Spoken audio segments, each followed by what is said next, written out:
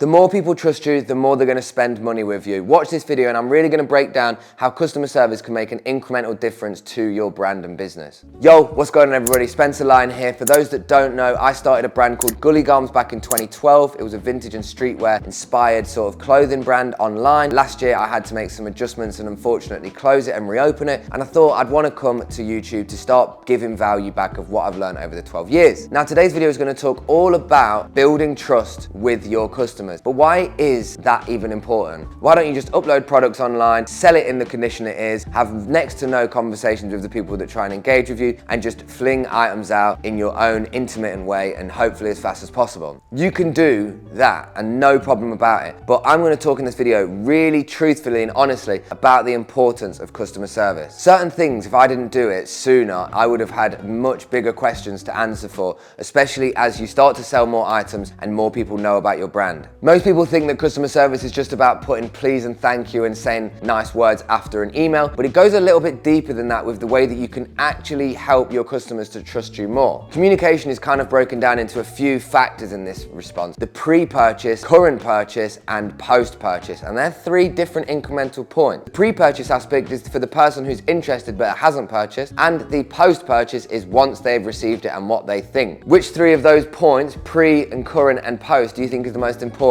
Comment down below which one you think. When we think about the communication that we have with our customers from a pre-purchase level, this sits around the interest of a product. Emails asking you what the fit's like, how the item's wearability is, information about looking for more marks. The communication from the customer trying to get as much information before they make that commitment. These are the incremental moments where a customer is looking at a product, trying to get as much information as possible before executing and buying that product. So why is it important for you to create trust with the customer at that point? And the reason is that the more you're relatable through the way you speak to a customer, the better the response will be from that customer. You could give the customer every single bit of information and it might even be the right information they want to hear. However, they still might not convert as a result of it just because of the ways that the communication is. Think about any interaction you've had when you've been in the pre-purchase of something. Maybe you've gone to a cafe, a coffee shop, maybe you've gone to cinema. Before you make the purchase and the transaction, what is the response and the relationship like with the person who's about to charge you that money? I know when you're not a business owner and you're working for somebody else, there's a few different factors that we obviously have to take into consideration. However, that response is still a principle that underlines the same principle as what I'm talking about. It's not to say you'll go to a cinema and the person will be really moody and you won't go and see the film. There's some weird cogs that move in the background that make a jaded perspective and an experience from things like that. The pre-purchase conversation that you have with a customer to build trust, what does that look like? Customers asking how things fit. Can you try the product on? If there's any marks that you haven't taken photos of. The first thing you have to do is not approach emotions into any aspect of a person's message. I know some people can treat their clothes like their pride and joy and they can take offense to somebody sending you a message and saying, hey mate, what's that massive burger stain on the back of this Kappa jacket? It looks nice, but that looks minging. People send messages like that that might still be interested in buying. And believe it or not, 9 out of 10 times you can still convert somebody that's dubious about a product and says something like that. Processes that I have with the pre-purchase that I think are useful is to really go with less emotions to what the person's saying and more emotiveness to what they're actually trying to look for. When you're in a position when you can actually help that customer, it's really useful to do it as quick and concisely as possible. And this could be as simple as giving more information than they've even asked for. Say for example, a customer goes, I'm 5'8" and this is a size medium. What do you think it'll fit me like? Rather than turning around and going, mate, I have no idea what you look like. How would I be able to tell you if it's going to fit you or not? You could be any size 5'8". Whether that's true or not is not the point. What the point is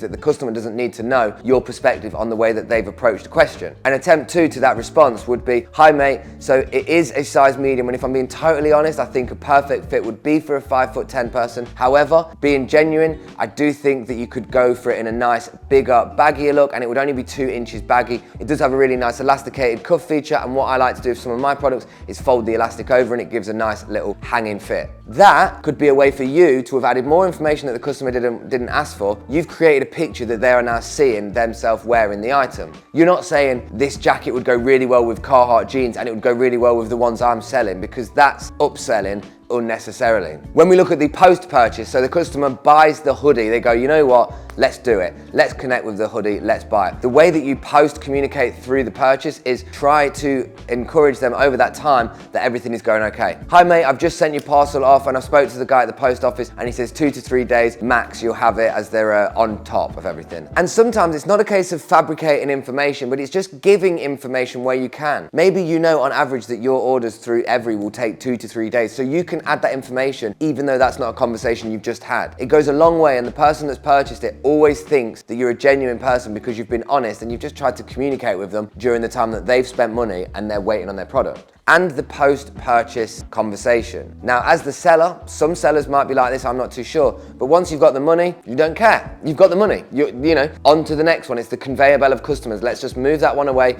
and get on with the next one. But where I want to drive in an importance is that that pre-purchase conversation you have has to be equally as valuable to the customer as the post-purchase conversation. Hi mate, just received the hoodie today, really like it. It's a shame that you didn't mention some of the stitching was coming undone on the back of the hoodie. I wouldn't have probably bought it otherwise, or I might have asked for more information. Response to that: hi mate, honestly and genuinely, I totally didn't have a clue of noticing that, otherwise I would have been sure 100% to let you know about that fault. It's never been my intention to send items off misrepresenting them, and I'd be more than happy to offer a 10% partial refund if you're happy to keep it. Alternatively, if you would like to resell it, I would advise maybe bumping it up by £5, and you are more than welcome to use my images. Now, that post-purchase situation is from somebody who wasn't happy with the purchase, and that's not always going to be the outcome. Some people will find something that you didn't mention, and it does happen. Human error is a real thing, and people quality control the stuff they've just bought. You might say to me, Spencer, I can't afford to give 10% partial refund on that point, but if you can't afford to give a discount to help encourage somebody not send it back to you, then be more vigilant with the products that you're actually selling at the time. These are just a few elements of customer interaction that we're talking about with the pre, the in-transit, and the post-purchase communications. The end game with most of the places where you sell on platforms is to maximize the feedback you get.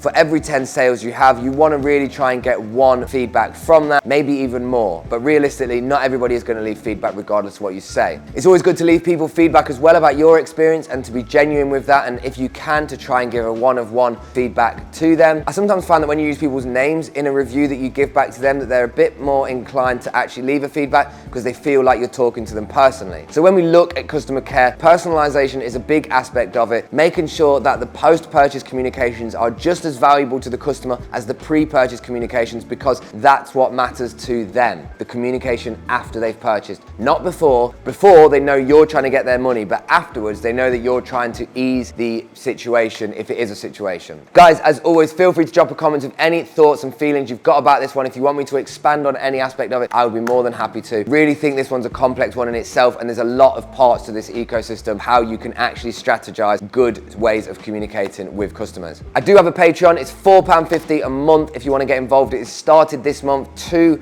extra videos with strategies and a 1-hour webinar or an extra video per month. It's down below in the link if you wanted to have a look. My website, where I do sell some secondhand vintage stuff sustainably sourced, is down below as well. But other than that, guys, likes and comments are A1. They are the best anyway. So stay safe, stay sustainable. I'll try and not lose my voice, and you guys try and not lose your consistency of what you're doing. Keep it moving in the right direction, dudes.